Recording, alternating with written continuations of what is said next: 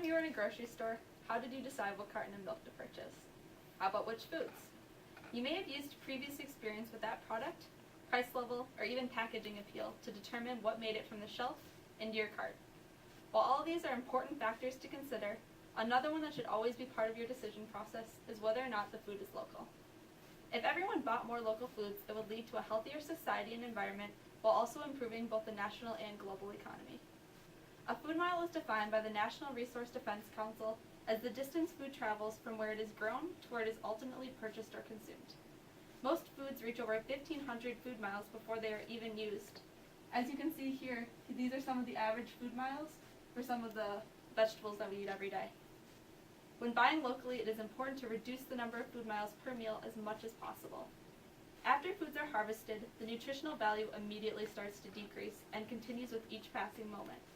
As the product travels from farm to truck to boat to plane, it is exposed to a plethora of contaminants and carcinogens. Think to the last time you heard or saw a food recall on the news or internet. It probably wasn't that long ago. The meat industry, for example, is constantly at the forefront of recalls and contamination scares. But if you eat beef from cows who are grass-fed on local pastures, they are often not only safer from disease, but are also higher in good cholesterol. A number of farmers will also let you come tour the farm and see how their operation is set up. There are critics who argue that increased transportation of food was how we as a society rose above malnutrition decades ago. However, there are many products that can be produced locally that are being outsourced by American companies. Food miles not only put a strain on the nutritional value of your produce, but they also carry a severe social, economic, environmental impact. Consider the next time you eat a banana, what kind of climate produces them? Is it the temperamental tundra of Wisconsin? Probably not. Bananas come primarily from Central and South America and are largely picked by slave labor. The indentured workers who harvest the fruit are the only reason that you can eat a fruit arrived in this country on a boat, took a truck, a train, or even a plane to get to your grocery store and pay only $1.19 per pound. To venture back to the meat industry, the arrival of CAFOs, or concentrated animal feeding operations, have created environmental hazards as well. These resource-intensive operations rely on taxpayer-funded subsidies and produce up to 50% of animal-based meat. But with air pollution, water pollution, toxic runoff, and dangerous chemicals as their claim to fame, it's hard to know where to begin with the dangers of CAFOs. Small farm and ranching operations have become a thing of the past, as Americans now expect cheap meat on their dining room table for up to 3 meals a day. These operations perpetuate the culture of taking meat, a food that can be bought locally in a majority of states, and transporting it long distances. This practice is hurting the environment in irreversible ways and cannot be fixed by a strong local food economy. Eating locally grown and produced foods is also important because it supports the local economy. Studies show that the average meal consumed in America contains ingredients that originate in any 5 given countries. Instead of using corn that was harvested in Iowa, grapes that were grown in a California vineyard, or maple syrup extracted from Wisconsin maple, there are many companies who are outsourcing for these ingredients. This is because Americans have proven that we do not have as strict of standards when it comes to food.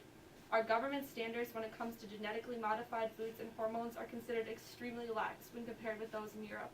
Even companies like General Mills serve GMO-free cereals in Europe, but not in the United States because they know that it is not necessary here.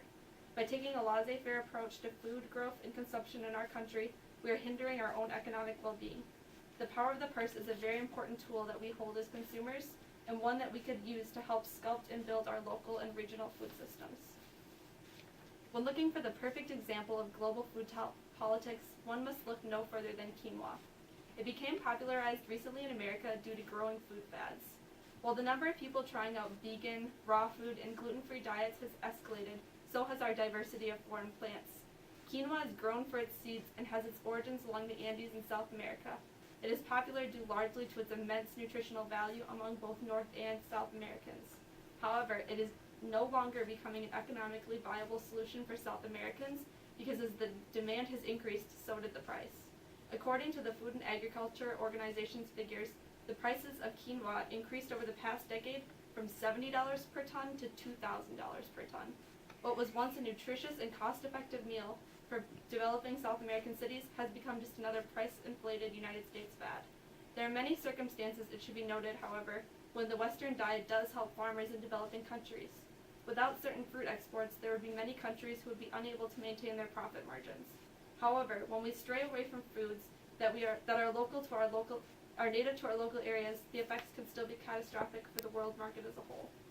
Michael Pollan poses this question in The Omnivore's Dilemma. Don't you find it odd that people put more work into choosing their mechanic or house contractor than they will into choosing the person who grows their food? In a culture that has moved towards what is faster is always better, that does not seem to be the case with food. Despite arguments that we are simply a more advanced society who can now implement techniques for obtaining otherwise foreign foods, the diets of our predecessors exceeded ours in many ways.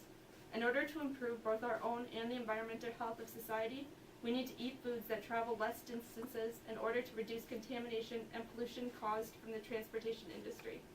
And to bolster both the national economy and the global food stability, we should try to eat foods that are native to our global areas, even if that means a winter filled with lots of root vegetables here in Wisconsin. Womp, womp, womp. Thank you.